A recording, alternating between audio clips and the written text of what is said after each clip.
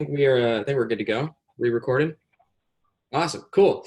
Well, thank you again, everybody, for coming to our Central Athlete Chat. Today, we're going to be talking about how to optimize your environment, or if you're a coach, how to help optimize your clients' environments to help support their long-term consistency and their long-term success in achieving their goals. So, as most of y'all know a little bit about me, coach at Central Athlete. I'm OPEC CCP Level 1 and Precision Nutrition Level 1 certified. Originally from the Rio Grande Valley, small town of Elsa, Texas. Moved to Austin in November of 2018 for this gig, and it has definitely been one of the best decisions I've ever made. One of the things, one of the main parts about coaching that really gets me super fired up and excited is the behavioral coaching aspect of what I do. Just because at the end of the day, I'd like to believe what we do as fitness coaches is help people make small behavioral changes that support their long-term goals over a long period of time. So what are these things that contribute to this long-term success in achieving these goals? Well, let's just get right into it. Here listed are the factors that I came up with that contribute to success in the long term for yourself or for your clients. We're going to start with understanding and knowing your why, building accountability, building consistency, and then understanding your habits. So first of all, one of the most important, if not the most important factor of understanding how to become successful when it comes to achieving a goal is understanding your why. A little example that I got off the internet here. Let's say someone has a problem, they ran through a red light. Why'd that happen? They were late for work. Why were they late for work? They woke up late. And then you can just read there, continually moving on forward as to why that problem happened, right? And this is a bit of a 5 layers of why exercise.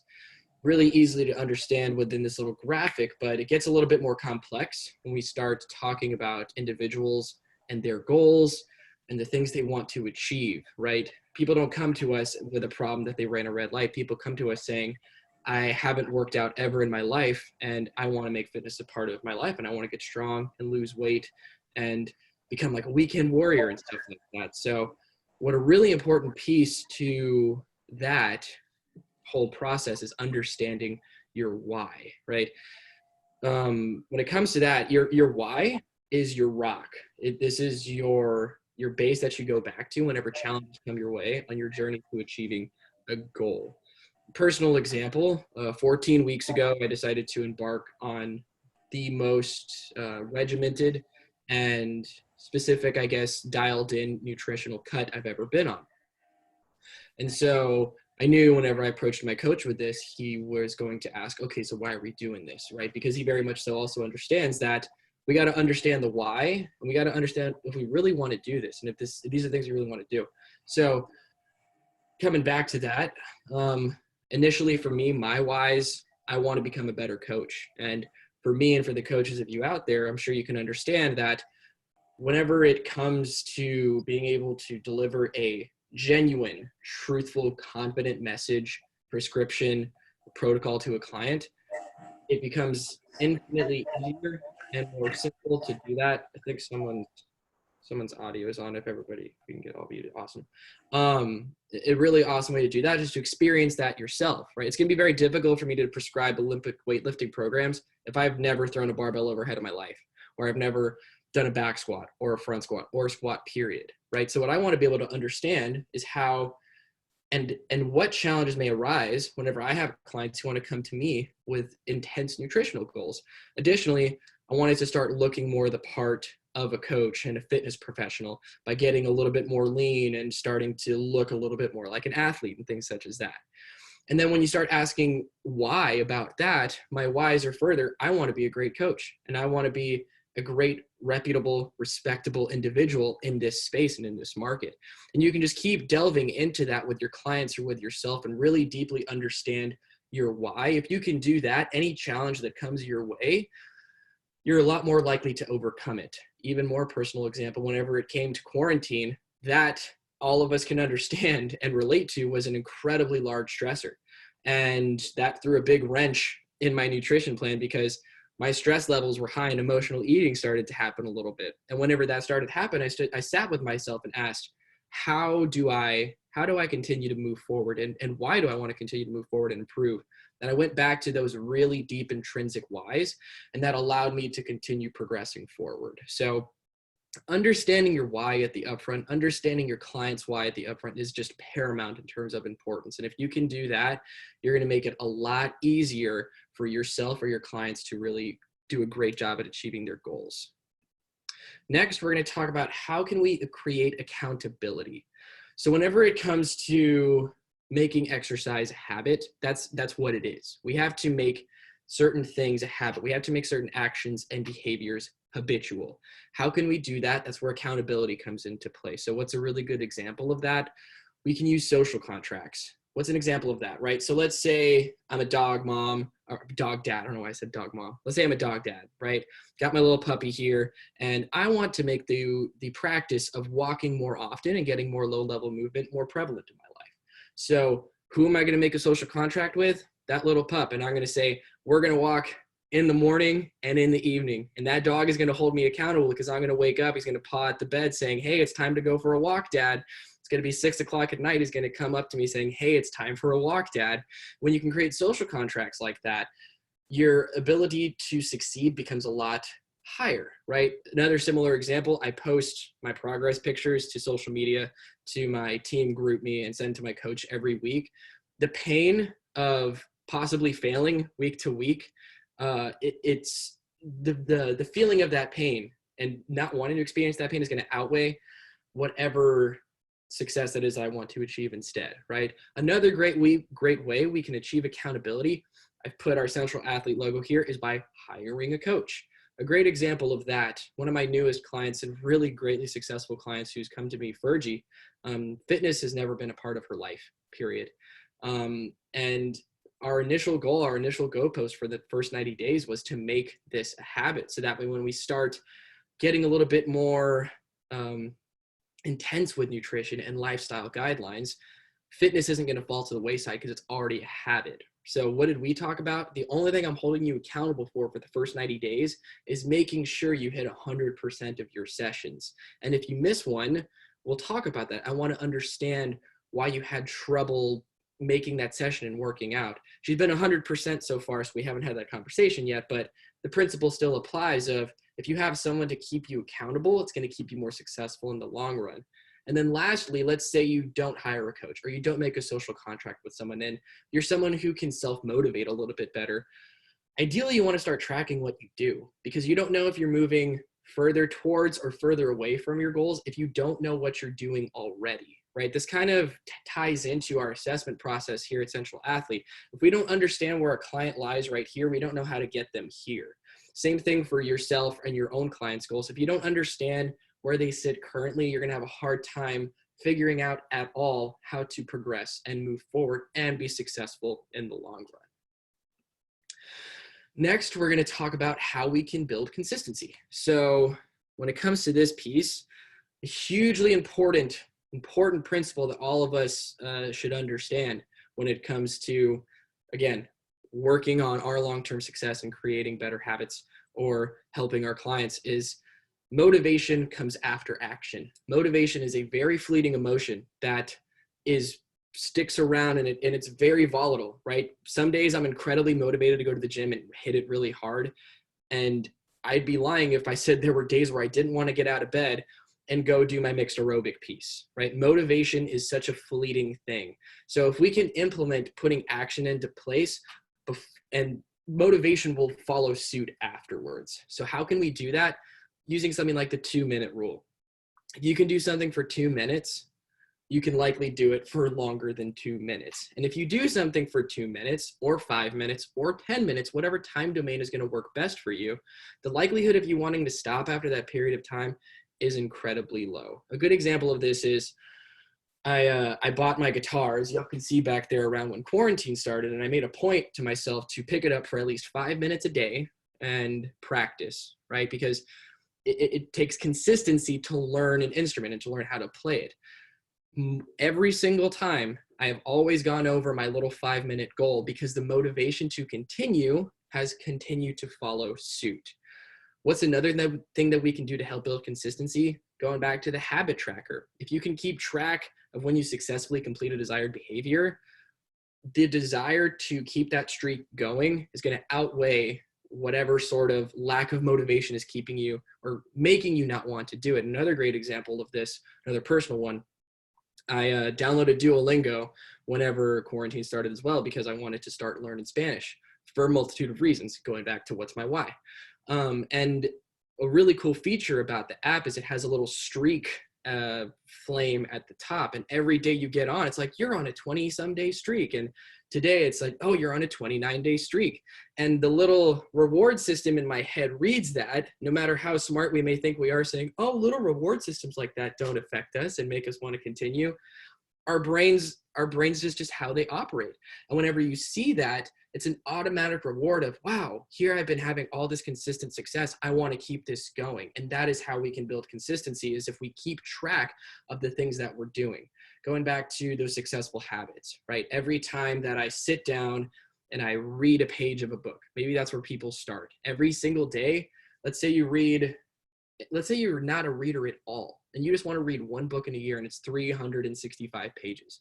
If you sit down and read a page a day, you read a book a year, you got that goal, and then you can build off of that. So some simple ways to build consistency.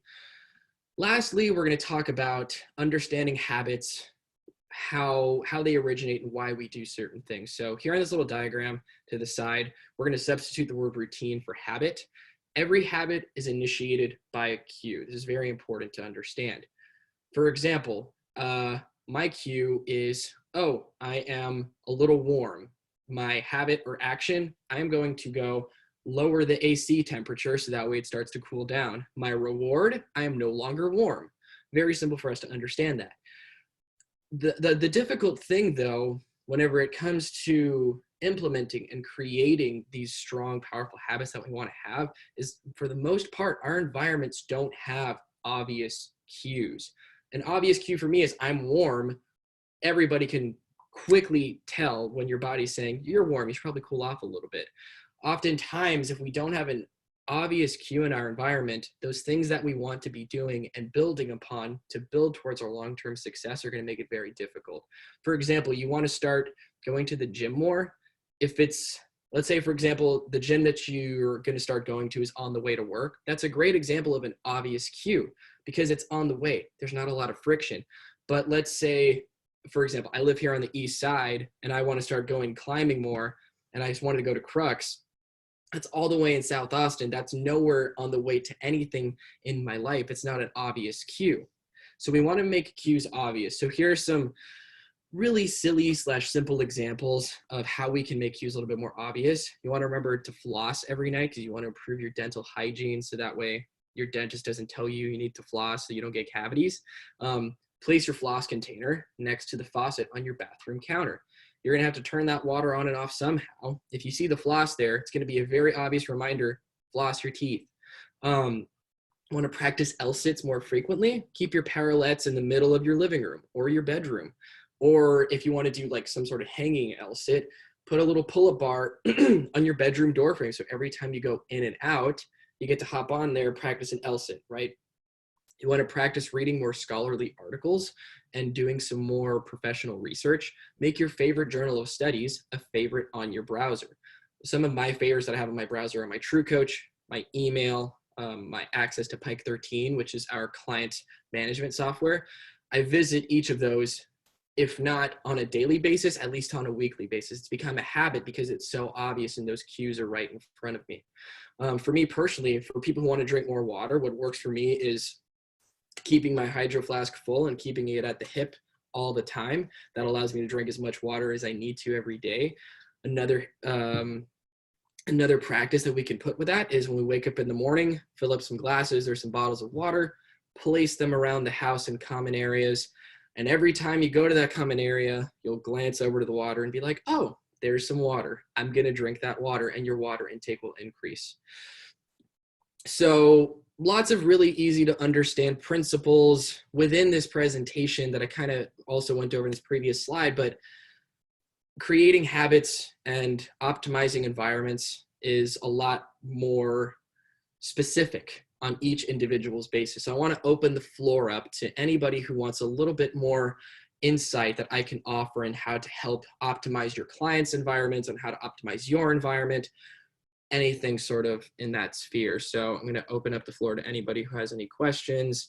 Feel free to unmute yourself.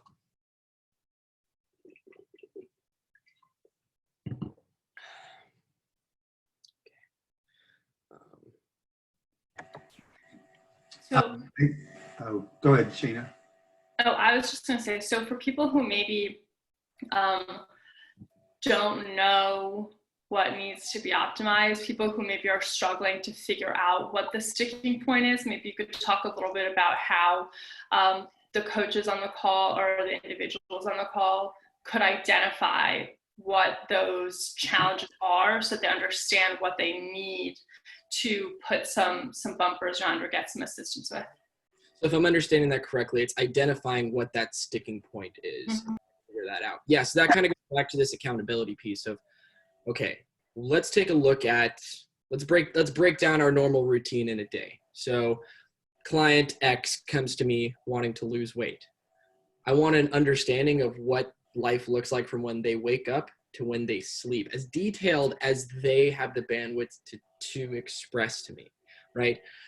It really isn't on an individual basis, but whenever it comes to a situation like that, it also comes on the coach to ask, okay, so you had lunch then. What did you have for lunch? You went on a walk in the morning. About how far did you walk? About how many steps did you get? You worked for 3 hours. Do you have a standing desk? Do you have a sitting desk? Do you take breaks in between to get a little bit of movement? It takes a matter of, depending on how much the client communicates, that's really important in understanding what sort of questions to ask that person. So it's really trying to analyze the person as a whole and the information they can give you and getting really good questions to get really good answers out of them so you can understand more so, okay, I've pinpointed that client X only goes on a 10-minute walk once a day. So their low-level movement is maybe 2,500 steps a day. All right, what's a possible solution? Let's add another 10 minutes to that walk, and we've increased their low-level energy expenditure, helping them start to lose weight a little bit. So it's really just getting a baseline understanding of what their life looks like, so you can ask good questions if they don't give a lot of information, so you can pinpoint those little roadblocks that they might find into moving to wherever it is they want to go. Jesse? Well, I was going to say, because once all this happened, I had to find a way to remind myself to check in with my clients more frequently, because things were there were so many moving parts, like with my life and then with everyone's life. And so I know for the first 3 weeks, I was really great about checking in with them because I just needed to. And then as I settled into more of a routine or a schedule, I had to physically write a note down in my bathroom on the mirror to say, check in on your clients weekly, because I could easily just get caught up in what I was doing and kind of like what you were saying, I leave True Coach open all the time, and if I didn't do that, then I don't know what other cues I would use as a coach. And so could you speak to more on just examples and ideas of what coaches can do to check in on their people? Yeah, so you use True Coach, correct? Yeah. Do you have a routine around when you write programs for your clients? Yeah, it's every Monday. Okay, cool. So then I'm assuming you get on your computer once a day. Awesome. Okay, so what I would suggest is making it obvious. So if True Coach isn't a favorite on your browser, make it a favorite on your browser and make it the first favorite. So that way it's the first thing part of mind. Even you can also do this with your browser. Make it the first page that opens when you open your browser. So, right, that's a great place to start. Secondly, this is a bit more of something that you're going to have to probably remember more, but before you write programs, hop on messages and notifications and look at those first, right? If you can start off by just reading through comments and messages rather than hopping into a program, that'll automatically allow you to check in with them immediately rather than okay, I'm writing this week's program and I'm kind of referencing week to week. And then that little thought I might have might slip through the cracks because I still have 3 more days to program. If you take the environment out of the weekly split and take it into messages first, respond to all those, check in, maybe with your with your clients who are kind of disengaging a little bit as well, if you have any of those, making sure to message them, being like, hey, I'm here to support you. Let me know if you need anything. Hopping on the notifications, seeing people's workout results and their feedback, responding to their comments. If you go there first before you click the little clients tab, likelihood of you being able to respond to them first, you can check in more, is great. And then for the days that you don't program, first thing you do when you get on your computer is you've already programmed, right? So now the only thing to do on TrueCoach is click the little bell, click a little message box, and you're good to go. So that's what I would suggest. I've honestly also started to do that as well because of quarantine and getting into a little bit more projects. I've felt kind of that's what I'm looking for. Maybe not engaging as much as I'd like to. So that's the first place that I go to on TrueCoach is I make sure all messages are responded to, all comments are responded to, looking through workouts, watching videos for feedback, and then offering feedback as well. Making that the first thing, super helpful. Yeah. I also noticed that I've been programming for 2 weeks out. And so that's during when I've been doing that, it's more of just remembering you still need to check in. But just because I've programmed for so far out doesn't mean that I can't. So I'll just forget because I'll just get in the zone of what I'm doing, and so then the light will go off. And I'm like, oh, notifications. So it's like, and then I get back into routine. So I need to make it more of a habit. Do you have what calendar? If you use a calendar software, what calendar software do you use? I mean, just Google Calendar. So you just make some reminders. So let's say whenever you wake up, if you have a pretty regulated wake sleep cycle around about 30 minutes to an hour, whenever you typically work, put a reminder in saying check in with clients. And obviously make sure you've got some scheduled downtime in, so that way you're not personally, I like to have the nice balance between working, but also making sure I have time away from the computer. So that way on certain days, like Sunday, for example, I wouldn't put the reminder to check in because that's more of my own personal day. But if you have, however you schedule that yourself, just make that reminder every day on top of making sure that, notifications and message threads, the first thing you go to when you get on TrueCoach. That could be really helpful. Yeah. Cool. Thanks, man. Mm-hmm.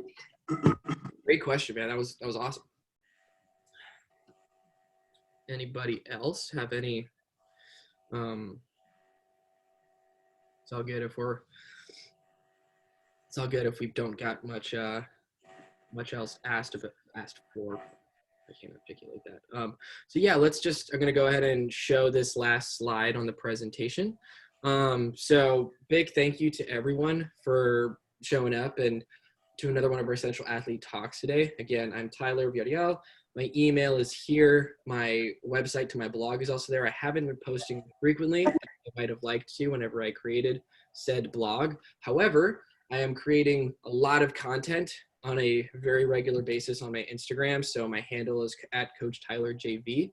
I've actually got a podcast with my first episode of Austin, Texas Fitness Chats that Jesse was on last week. It's up on my page there. I've also got episode 2 of my fitness journey coming out later today. So feel free to check all that out.